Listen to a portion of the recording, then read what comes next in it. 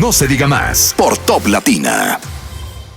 Y para ello vamos a darle la bienvenida a una amiga de la casa. ¿Sí? Ella es miembro del Consejo y coordinadora de la Unidad de Análisis Político de Participación Ciudadana, Lady Blanco. Lady, bienvenida. Muchas gracias. Siempre me siento cómoda cuando vengo aquí. Es Gracias importante. por estar con nosotros y siempre atender a nuestra invitación. Bueno, Lady, hay muchas cosas de las cuales hablar siempre contigo. Sí. Ahora mismo estamos en el mood de la reforma constitucional, Así es. aunque también ayer entramos en la reforma al Código Laboral, pero vamos a iniciar por la Constitución. Participación Ciudadana ya ha expresado una posición formal, oficial, Sí. de la organización. Quisiera que empezáramos por allí. Haznos un resumen de esa posición y por allí vamos caminando en la conversación. Bueno, el Ejecutivo, el presidente Luis Abinader, en el 2022 nos convocó, igual convocó a la oposición, porque lo recuerdo bastante bien, a sentarnos a discutir sobre todo la reforma constitucional, pero encaminada a independizar al Ministerio Público. Esa discusión comenzaron en el 2022 en la Pucamaima. Me acuerdo que tuvimos varios encuentros en la Pucamaima, en donde nosotros, como participación en ese momento, la propuesta que se presentó pues no satisfacía la intención de participación ciudadana en ese momento, y recuerdo también que la oposición se levantó de la mesa y no siguió discutiendo la reforma. En ese momento ya se separó, como quien dice, esas discusiones en el marco de esa mesa que se hicieron de transformación del Estado. El presidente nuevamente pues abordó el tema, nos invitó a la semanal, también nos invitó a unos encuentros que se hizo con juristas. En este caso no estuve yo presente, pero sí tuvo dos compañeros de Participación Ciudadana que estuvieron presentes en esas discusiones, y luego obviamente ya sí fuimos con la propuesta, o sea, con lo que se había presentado, porque obviamente veremos lo que pasa en la Asamblea Revisora, pero con lo que se había presentado al Consejo de Participación Ciudadana, y estuvimos discutiendo durante dos o tres días el tema de la reforma. Y ahí obviamente llegamos a preocupaciones importantes. Hay dos puntos que nosotros sí estamos a favor de la reforma: la disminución de la cantidad de diputados. Eso Y uno de son los más extremos porque el presidente dice 137, ustedes dicen a 110. Sí, mira, lo que pasa es que hay una realidad en la atomización del territorio, la división territorial que ha servido para un tema totalmente clientelar, nos preocupa. Nosotros hicimos hasta un levantamiento y hicimos una comparación de lo que pasa en países parecidos a los nuestros con los niveles de población, pero también hicimos una comparación con los países que tienen mayor nivel de población, y no se compara. O sea, tú tienes Estados Unidos, que tiene 333 millones de habitantes y tiene 435 diputados, pero tú tienes República Dominicana, que tiene 11 millones de habitantes y tenemos 190 diputados. Eso no se correlaciona con la realidad estructural de la República Dominicana. Además, es un costo político, es un costo económico que también corresponde a la República Dominicana. Y si bien es cierto, el Congreso es, para mí, yo siempre lo he dicho, que es el órgano más importante del Estado Dominicano, independientemente de los diferentes poderes del Estado, pero para mí es donde hay mayor nivel de representatividad de la sociedad dominicana. Sin embargo, las funciones de ese Congreso son lamentablemente muy deficientes a lo que espera la sociedad dominicana. Y obviamente el presidente ha dicho, el PRM ha dicho que hay un tema exclusivamente económico. Yo lo veo más que exclusivamente económico. Hay un tema de democracia. O sea, la verdad es que no es posible seguir costeando el Congreso que tenemos, pero tampoco es posible seguir alimentando el tema clientelar. Lo que sí nos preocupa y nos parece extraño es que el presidente tenga la intención de eliminar la cantidad de diputados que tenemos, pero entonces me suben los diputados nacionales. Entonces, eso no se correlaciona con lo que se espera de una propuesta. ¿Por qué? Porque tú me quieres decir a mí, ok, hay una atomización del territorio, hay un clientelismo masivo en esa conformación como tenemos en la Cámara de Diputados, pero tú me estás subiendo, no, o sea, tenemos 5, tú me estás subiendo 15 diputados, y lo que hemos visto es que el relato la realidad mata relato, porque actualmente lo que tenemos es, de esos 5 diputados que tenemos, un solo que representa a un partido minoritario. Después todos los demás han sido de manera designada al dedo cambiando esa voluntad que debe ser de manera directa de la sociedad dominicana que salga a votar por aquellos que van a estar representando un curul. Sin embargo, lo que se ha visto que se utiliza para un tema clientelar y negociar, sobre todo, muchas veces con aquellos que no llegan al poder. Ahora, la oposición dice que el tema de la reducción de diputados, que no están de acuerdo con ellos. Yo decía, evidentemente, que era un tema político, porque ¿quién va a apoyar algo que los afecta a ellos directamente? Lo decía ayer con Francisco Guillén de la Fuerza del Pueblo acá. Pero, y el argumento que utilizan es que eso va en contra de la representación del país entero. O sea, que al reducir la cantidad de diputados, lo que estás es atentando precisamente contra la democracia al tener una menor representatividad en este poder legislativo. No, yo creo que todo lo contrario, se atenta contra la democracia cuando tenemos un Congreso tan mayúsculo, tan atomizado, en donde hay una división estructural del territorio que se ha hecho paulatinamente, porque ha sido paulatinamente, no ha sido de la noche a la mañana que tenemos 190 diputados. La realidad es que no es importante que haya diputados, claro, debe haber una representación, pero una representación que vaya acorde a la realidad social de la República Dominicana y también a nivel del territorio, la cantidad de habitantes que tenemos. Mira Costa Rica. Costa Rica tiene 5.5 millones de habitantes y no tiene como 100 diputados. Entonces, obviamente, yo creo que no que atenta a la democracia. Yo creo que a lo interno también del PRM va a haber una abstención con el tema de los diputados, porque nadie hace cuchillo para su propia garganta, ¿verdad? Claro. Pero nosotros que tenemos 30 años en participación ciudadana, en observación electoral, realmente la politización del sistema, el clientelismo, ha sido de los grandes retos y desafíos que tenemos para transparentar la vida política. Y el tema de del Ministerio Público Independiente es quizás uno de los temas que más discusión Han monopolizado la entrevista. Eso veo.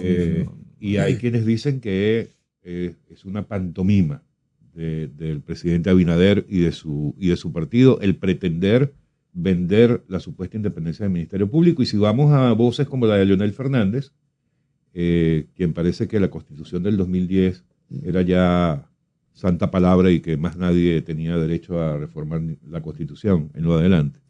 Él dice que ya eso existe en la Constitución del 2010, en la vigente. ¿Cómo lo ve Participación Ciudadana? Mira, la independencia del Ministerio Público es dentro de los puntos que nosotros estamos sí a favor de la reforma constitucional. Hay 2 puntos que los cuales sí estamos a favor y ese es uno de ellos.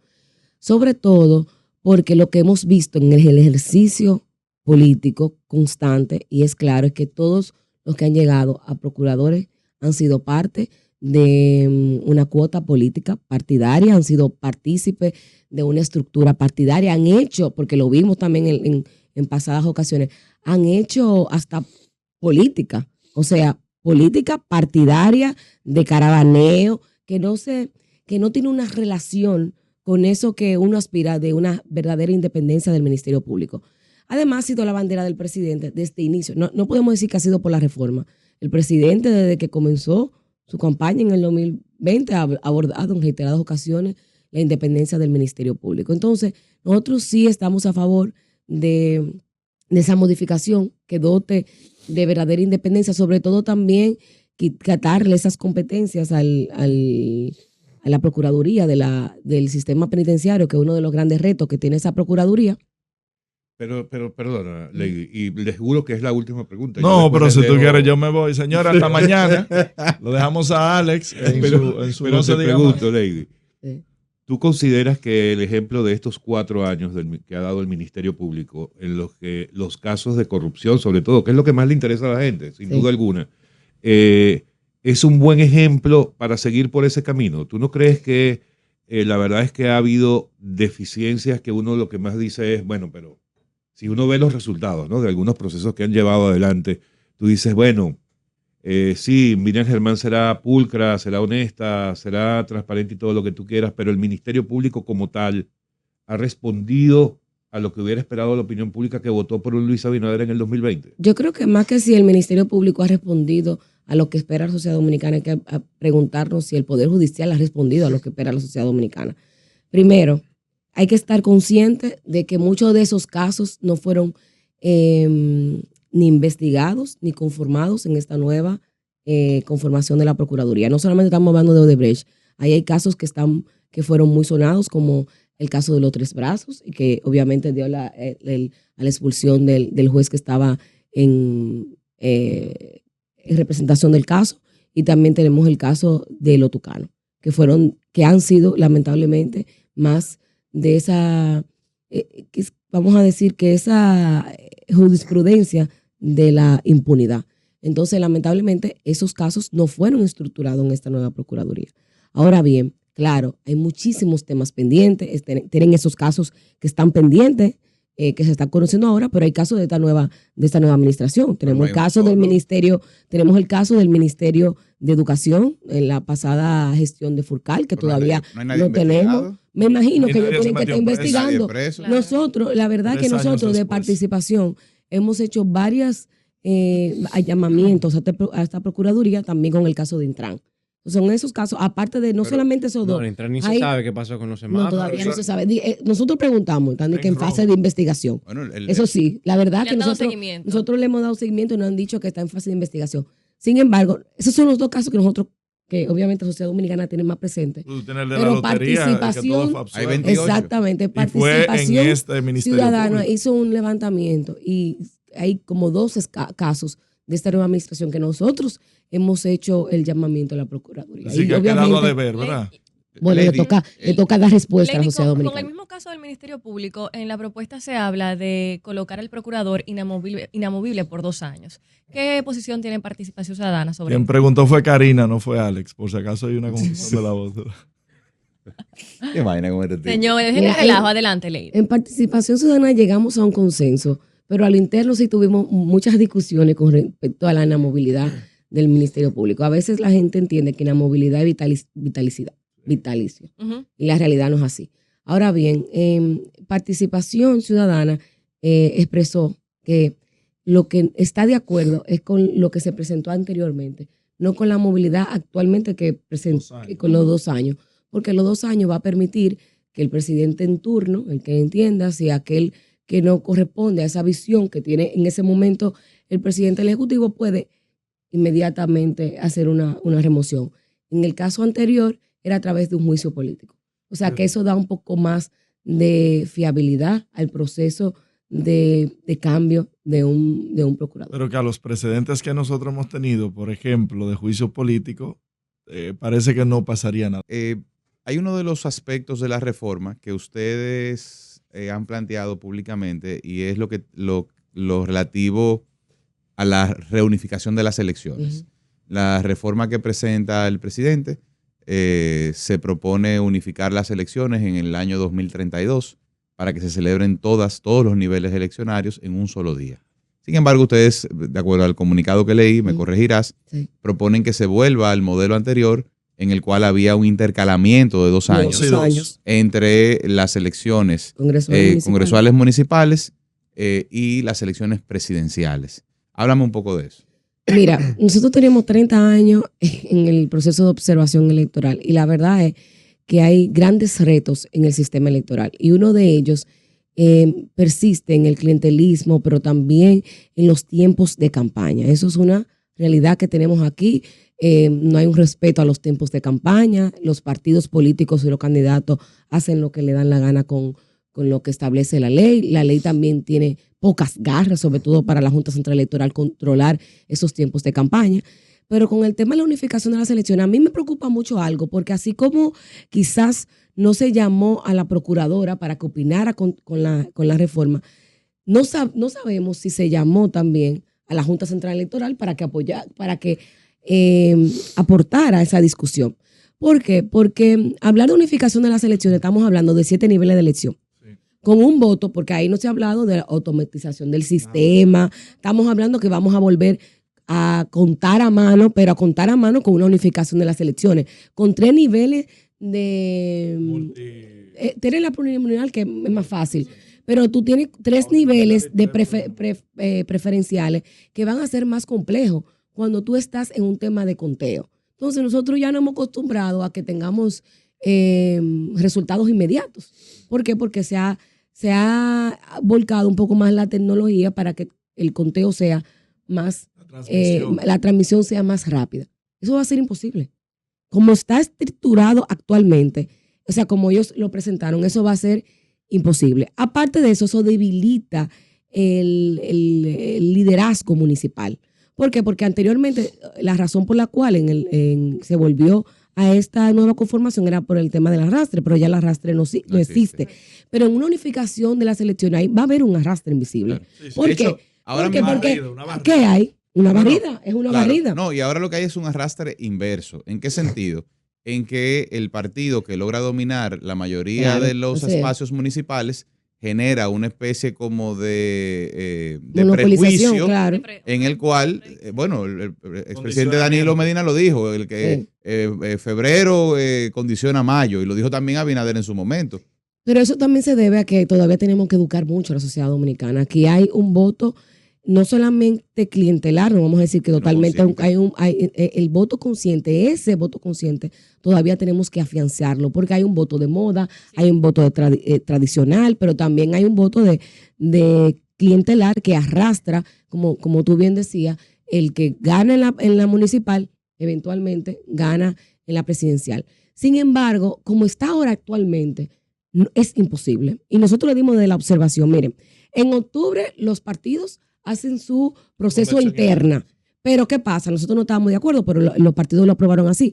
¿Quién se encarga de montar esos procesos internos? La Junta Central Electoral. Deberían ser los partidos. Entonces, la Junta Central Electoral le toca a eso, pero ¿qué pasa? El Tribunal Superior Electoral, muchas veces todavía en diciembre como pasó en el 2020, que todavía en febrero estaba decidiendo lo contencioso y no teníamos boleta. Entonces, como está actualmente, es imposible, es insostenible. Tú no puedes tener un proceso interno en octubre, unas elecciones municipales en febrero y luego una presidencial. Empieza en julio la precampaña. Y empieza en julio la precampaña, pero tú sabes que no es así. La precampaña comienza Ya comenzó. el año antes. No, y actualmente ya tú tienes candidato. Aquí hay ministro Entonces, en campaña. En participación, lo que decimos, debemos volver a como estaba anteriormente, 2 años intercalado. Ahora bien, hay que hablar de una modificación a las leyes electorales. Hay que tener sanciones robustas, aquellos que violenten los tiempos de campaña. Y si queremos hablar de que el presidente ha dicho, bueno, es importante unificación de las elecciones por un tema también económico, vamos a hablar de un tema económico, vamos a la ley de partidos, vamos a disminuir ese tope de campaña. ¿Por qué no disminuir el tope de campaña? Es imposible en un país tan pobre, tan desigual, con tantas deudas pendientes, que un candidato a presidente pueda gastar hasta 1.000 millones de pesos. Sin ningún tipo, muchas veces, de rendición de cuentas. Y esa rendición de cuentas que hacen es muy pobre realmente. Entonces, lamentablemente, en un país como el nuestro, si tú me quieres hablar de aminorar los costos de campaña, vamos a la ley electoral. Esa sí es una deuda pendiente. Es imposible tener costos tan abusivos para hacer campaña. Y eso también debilita a los partidos, al interno de los partidos. ¿Por qué? Porque aquellos que son líderes comunitarios dentro de su partido no pueden competir para una diputación, no pueden competir para una senaduría. ¿Por qué? Porque es imposible por el costo político. Una valla de 25 cuesta 280,000 pesos. Y a propósito, hablando de costos de campaña, si disminuimos la cantidad de representantes, de diputados, eso automáticamente aumenta el costo de quien quiere ser diputado, porque quien tiene mayor cantidad de dinero es quien podrá y no necesariamente se tiene las capacidades. ¿Cómo se estaría estructurando la división de acuerdo a la propuesta de ustedes? Nosotros no hicimos una estructuración de la división, pero si bien es cierto, como tú bien dices, cuando hay menos espacios, obviamente la demanda va a ser mayor. Ahora bien, ahí le corresponde a la Junta Central Electoral, o sea, a la ley electoral, cuando digo la Junta, es poder, cuando se modifique esa ley, obviamente hacer un rejuego en cuanto al costo de campaña. Un ejemplo, un diputado para el distrito puede gastar hasta 30 millones de pesos. Eso es una locura. O sea, tú quieres decir que la gente joven de los partidos, aquellos que tienen vocación de servicio de los partidos, también la gente cuando sus 4 años no llega a los 12 millones.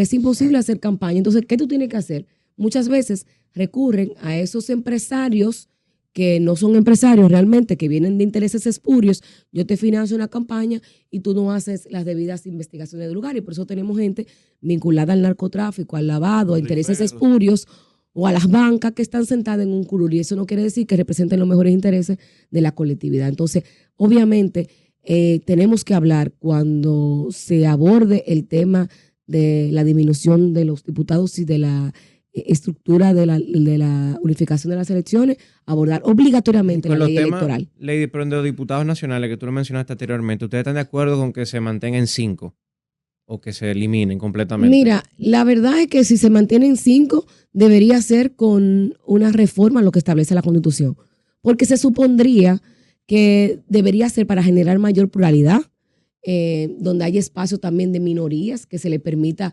esa diversidad de opiniones. Sin embargo, lo que hemos visto es que lo que está planteado eso no correlaciona con la realidad.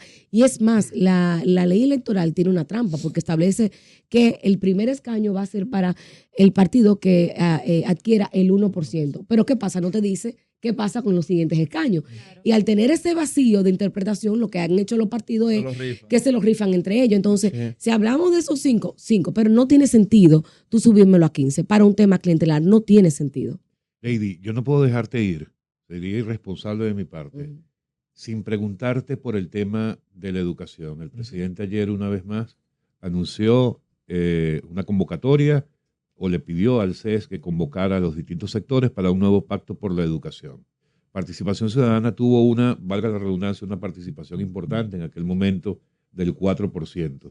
Todo pareciera indicar que el 4% no era un tema de dinero, porque ahora ni siquiera lo gastan, puede ser falta de planificación, puede ser una terrible gestión de los ministros de educación, lo que sea, pero ¿cómo lo están viendo entonces ahora este pacto por la educación? ¿Es viable? ¿No es viable? ¿Lo apoyan? ¿No lo apoyan? Mira, la verdad es que ya hay un pacto por la educación, ya hay una estrategia de educación. Yo realmente no entiendo por qué tenemos que seguir discutiendo avances que ya estaban expuestos en ese pacto de la educación que no se han implementado y que no se le ha dado seguimiento. Yo sí creo que es necesario recursos para la educación. La gran mayoría de los países que han avanzado en tema educativo es porque le dedican unos recursos sustanciales a la educación. Sin embargo, para mí no tiene que ver más que todo el recurso, sino la eficiencia con que se han implementado ese recurso que se le otorga a la educación. Eso fue una lucha ciudadana. Yo no estoy hablando con una lucha de participación ciudadana, no.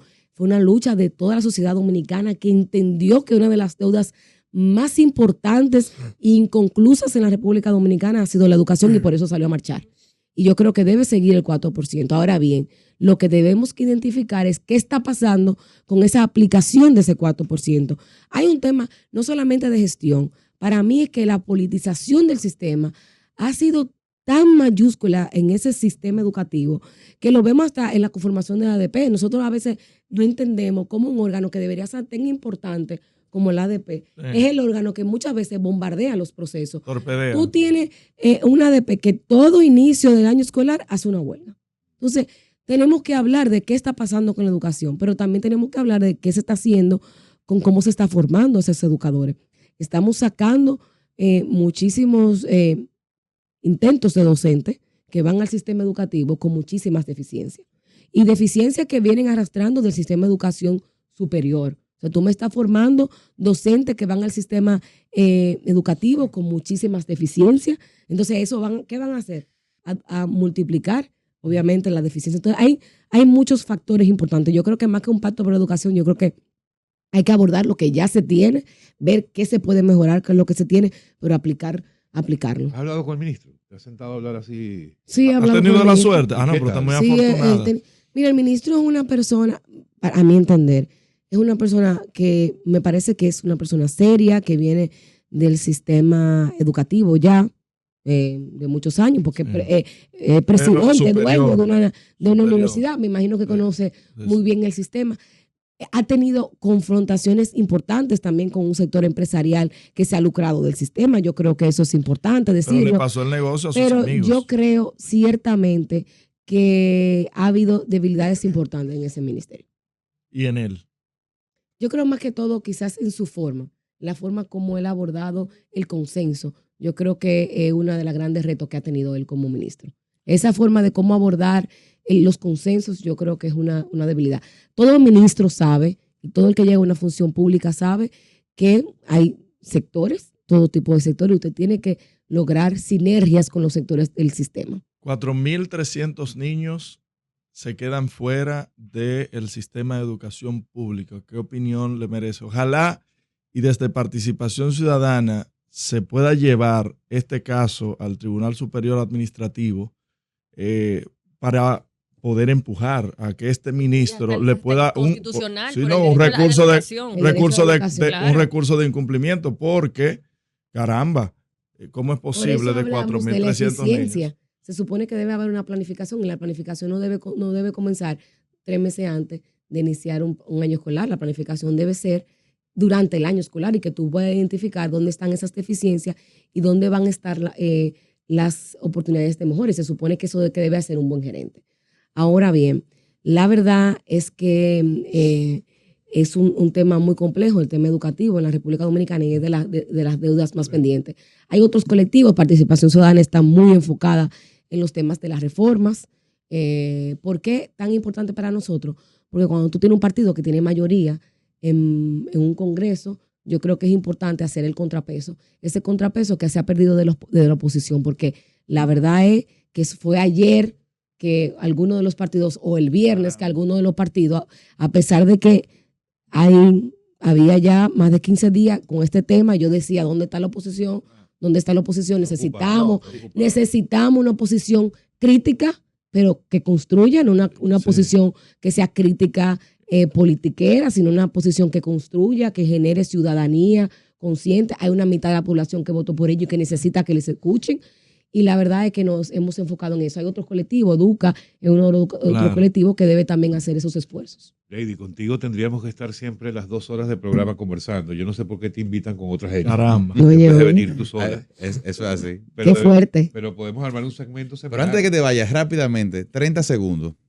El hecho de que en la propuesta actual el presidente sea quien nomine al procurador, aunque lo ratifique de alguna forma el Consejo, ¿no te parece a ti que no le agrega nada de lo que tenemos hoy día? Mira, lo que pasa es que ahora habría que sacar al procurador de la conformación. Sí, no, eso está bien. Ese es otro tema. Actualmente, como está conformado, cuando tú tienes el voto impar, cuando tú tienes un voto par, tú sabes que obviamente ¿quién elige? El presidente.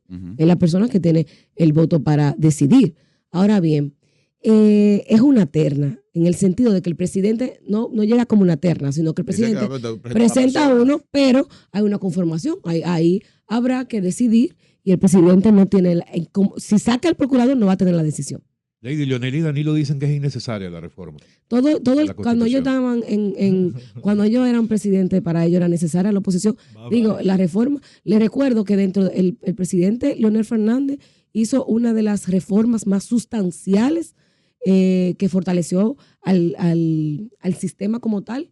Fíjense que tenemos 277 artículos, y muchos de ellos fueron muy importantes, sobre todo para temas de derechos. Tenemos Y tribunal aprovechó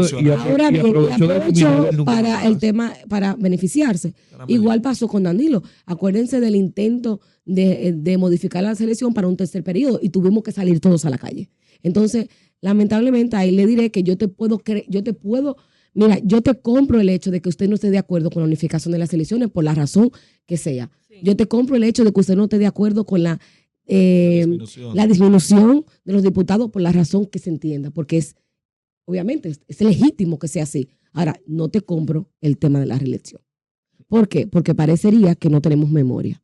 Yo lo dije temprano. Muchas gracias, Lady. ¿Lo dije o no lo dije temprano? Lady Blanco, lo dije temprano. de Participación Ciudadana. Gracias como siempre por estar con nosotros.